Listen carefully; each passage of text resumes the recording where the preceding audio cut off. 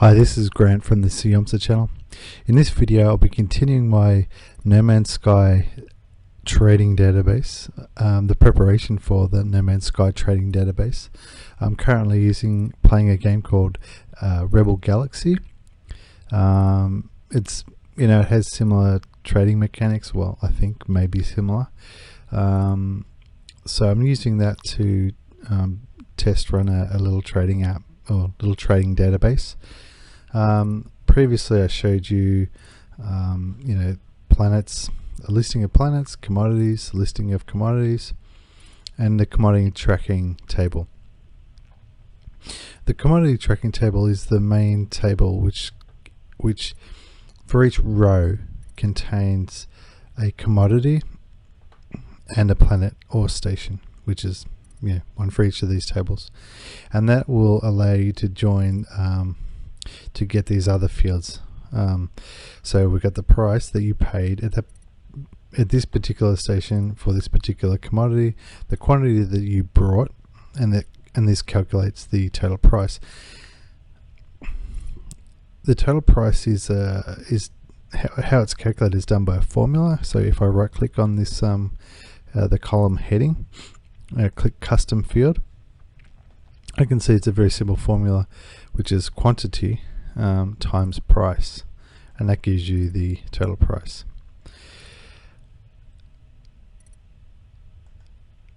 This sell price again is similar to a price. So when you sell it somewhere, say I haven't really filled this out properly, but I can add it. I can put in Earth. I sold it at Earth for 500 units, and it's saying I had a profit of 624. Why does it say that for? This is a bit of a complicated formula. It's made complicated because I wanted to tidy it up. So before I was getting negative numbers, I think it was in the last video I was getting negative numbers. So if it's a negative number, I force it to be a 0, so it just looks a bit cleaner. So what this formula is telling me is if this section here is less than 0, which is sell price times quantity minus sell price times quantity. Yeah, so that's this times this, and then sell price times this, and that gives you the, okay, so that's right. And that's less than, if it's greater than 0, then it equals this, which is the same formula. If it's less than 0, then it equals 0, which is forcing it to be 0.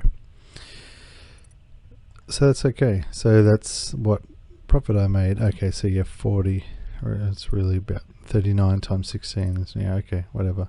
I'm terrible at maths, but anyway.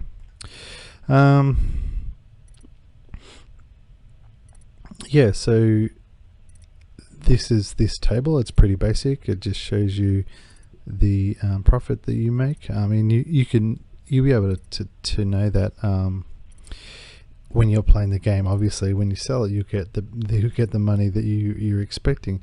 But what this could be used for is potential sell price. So you land on a station, you're not actually going to sell it, so you just want to punch in the numbers to see, maybe I'll put in 480. No, wait, unlock.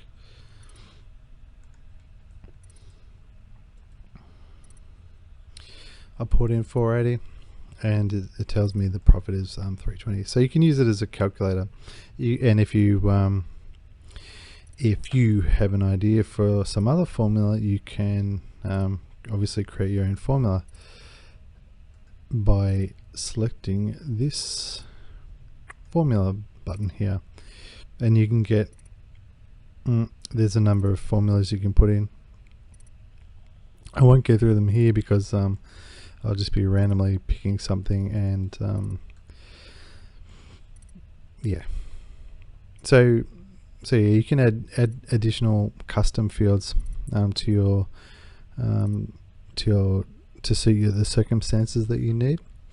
The other feature that I wanted to talk about, this is a particular to Airtable itself, is the way that, I mean, it's not really particular to Airtable, but it's how they've dealt with this particular issue is quite good, I think. So a good example is, so this is, this keeps a track of all the transactions that you've done, assuming, you're filling it out.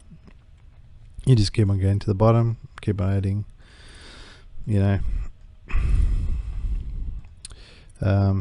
fields as you buy or sell things. But one of the this is an analytical function, and that this particular tool gives you is the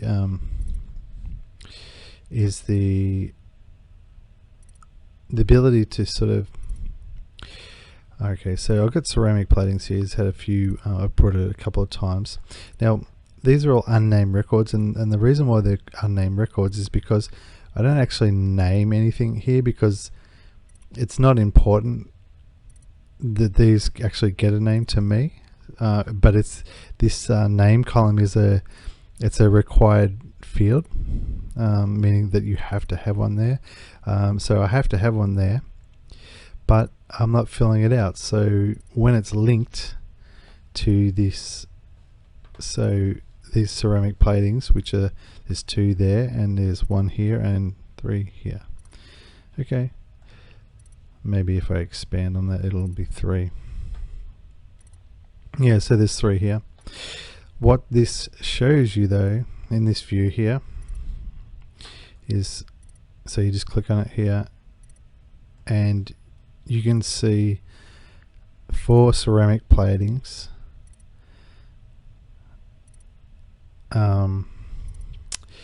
where you've purchased ceramic platings in the past. In this case, I've brought them all at the same place, but you'd be able to see, if you were to, if you were keeping a log of your transactions, then you'd be able to see which planets have the higher values, and that would be good for analytical purposes if you were to wanting to figure out where the higher profit was. And if you've been to a lot of systems, then maybe you would have trouble remembering where where the planet is with the best price. And that's what database tools are. They're a remembering device. So that's what it helps you to do, is remember. And the other, and this goes for the other way as well, which is the planet station one. So in this for this Dirac edge, you can see that I've got to pick something else. ceramic plating. I'll pick something else. Okay, so this one is Obtanium, which is a joke, I guess, for Rebel Galaxy developers, and Tachyon Salt.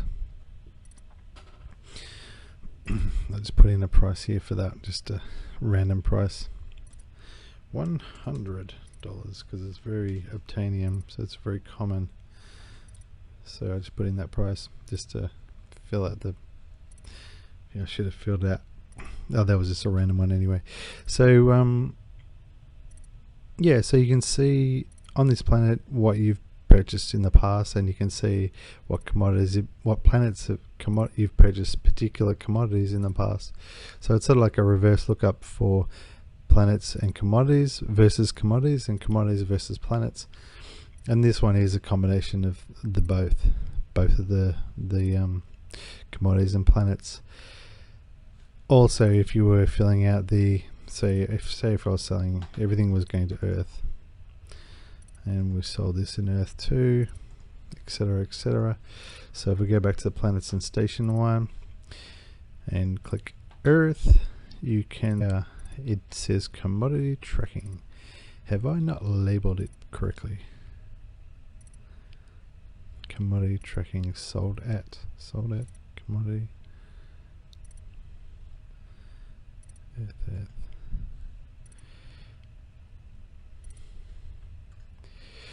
Yeah, I haven't labeled it here correctly. So this,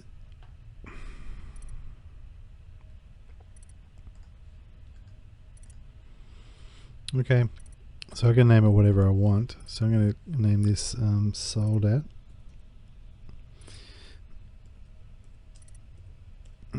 Yeah, so one thing I've found with doing this using Airtable, it's a really great tool for a certain number of scenarios, and there are a certain number of scenarios in which it's not a good tool. Most people probably wouldn't meet the other scenarios. I was wanting to get all funky and to do like queries and like a complicated query or more complex queries. I'm sure you can do more complex queries than what I've done so far, but what I wanted to do was I actually will be doing another video on a blueprint database, and there were some limitations with that system. I'll do that probably the next video or the video after for that one, but yeah, there was a limitation when dealing with the aggregate functions. So yeah, I might actually as I go along, I might actually move over to the Neo4j, and there won't be any limitations with that one. I could just put in any crazy half thought out idea, and it's gonna work as long as I as long as you work it properly. So yeah, I'm gonna wrap it here. Yeah, this is Grant from the c-yonm-sa channel. If you like this video, just subscribe please, and also give me some thumbs up, etc. Alright, cheers, bye.